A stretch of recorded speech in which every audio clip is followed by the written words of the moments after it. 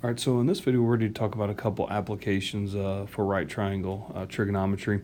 So we'll look at example 2, but before we start that, I do want to point out a couple of phrases that you'll need to be familiar with. The first one is an angle of elevation, and the other one would be an angle of depression. So an angle of elevation, if we start with a horizontal ray, if you will, and we create an angle such as this, that would be an angle of elevation. An angle of depression, on the other hand, would be where we start with a ray that's horizontal and we come down to create the angle. So the angle of elevation and the angle of depression, you'll see those phrases in different types of problems. In particular, example 2 that we're looking at talks about an angle of depression. So let me go ahead and clear the screen and we'll start example 2 fresh. All right, so after having read example 2, you can see we're going to be dealing with a triangle here where the left side, the vertical side here, that's going to be the mesa. So that's going to be 3,248 feet. Then there's a forest fire spreading. So if I go ahead and construct my triangle, what I have right now is currently where the fire is. The fire is moving towards the base of the mesa or the ranger, so the fire is spreading like this. So the two triangles we have now, this is what's going to allow us to find the speed that the fire is spreading. Now, again, it mentions this idea of angle of depression. So if I construct this line here, then this would be one of my angles of depression. In particular, that's going to be the 11.34 degrees. And the other one then comes down to the second line, which is going to be the 13.51 degrees. Now, let's put together a game plan, I guess. We're looking for a rate, a speed. So we've got a rate we're looking for. We've got some time. The 5 minutes is passing, and clearly there's a distance related. So those three things might suggest we're going to use the formula distance equals rate times time. For us, we're looking for R, so that's going to be distance over time. And we can also see now that our time given is the 5 minutes. So really, for what we're looking for, we just need to focus in on the distance that fire is traveling. Now, to represent that, I'm going to go ahead and say that this entire base right here, maybe we'll call this x1. And then the one for the smaller triangle, maybe we'll call that x2. If we label them like this, then our distance that we're searching for would be the x1 minus x2. That would give us the red part that we're looking for. Okay, so now the game changes a little bit. Now we're looking at x1 and x2 independently. So x1 here is going to be for the entire big triangle that you see. So we're going to look at this guy. Here's our side, there's our hypotenuse. So the big triangle here for x1. Now, for x1, that also is going to mean that we're going to need some angles up here. So that big angle that I have right there, that's going to be 90 degrees minus the 11.34.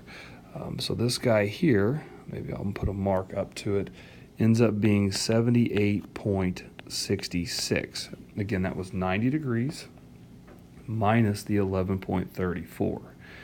So notice we know this guy, we have our x1, and we really don't know anything or care about the hypotenuse.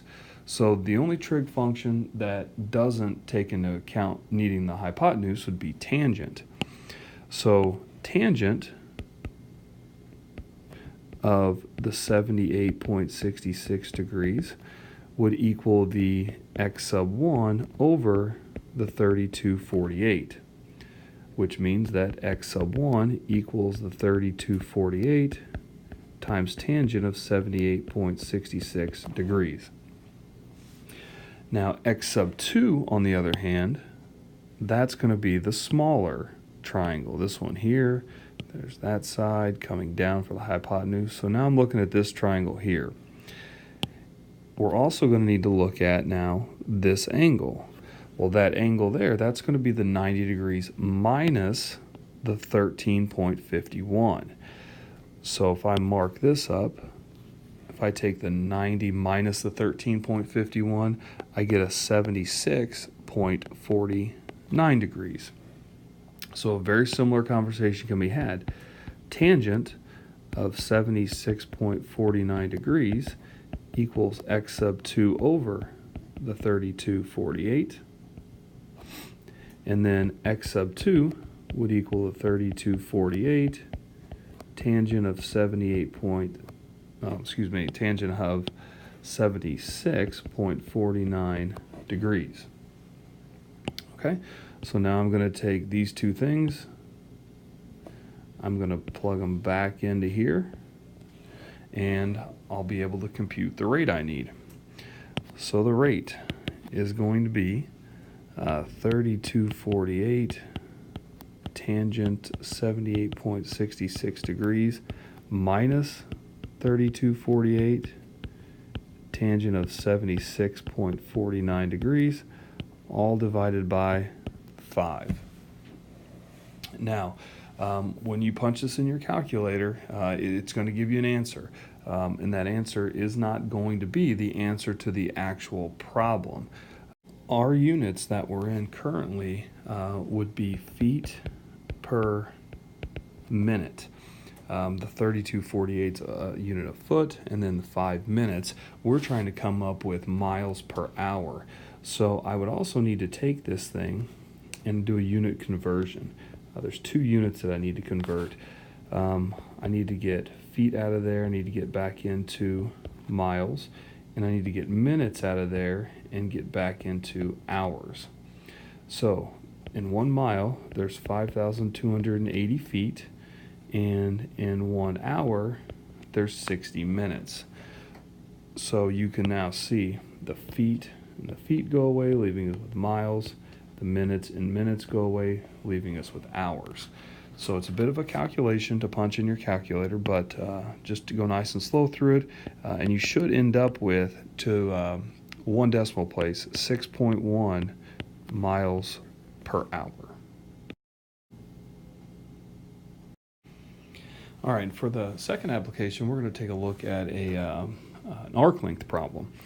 So in the given problem, we've got Earth, and we've got a satellite orbiting Earth.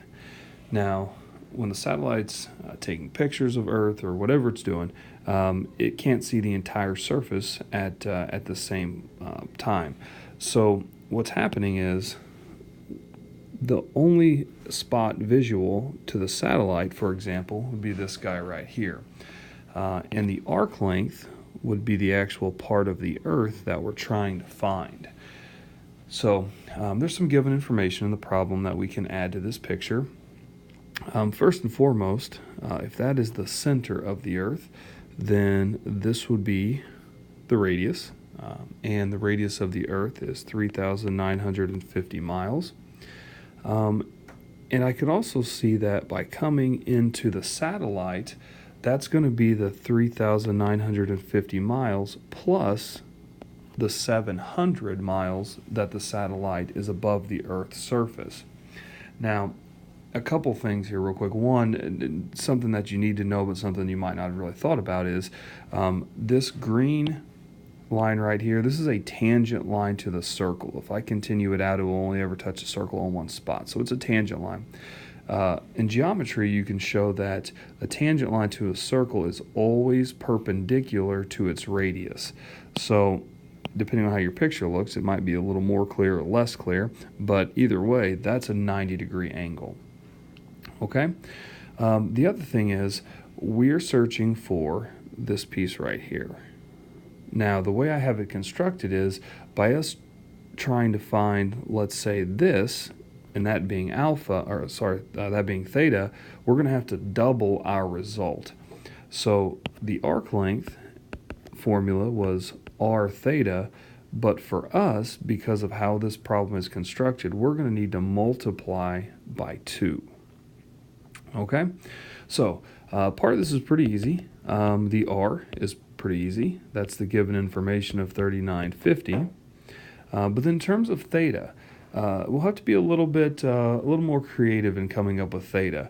So again, looking at the triangle that I have drawn here, from there out to there, and then this guy, with the known information on the paper, it makes sense that we're going to have to use cosine.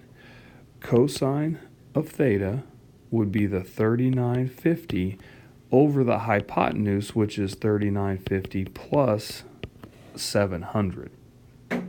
Okay, so if we're looking to get theta all by itself, then theta would be the inverse cosine of 3950 over 4650.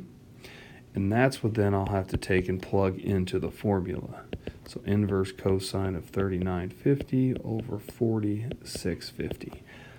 Also remember, when you punch this in your calculator, that this theta right here, this has to be in radians. So make sure your calculator's in radian mode if it's not already. So when you punch this in, you find out that S equals 4,391 miles, rounded to the nearest mile.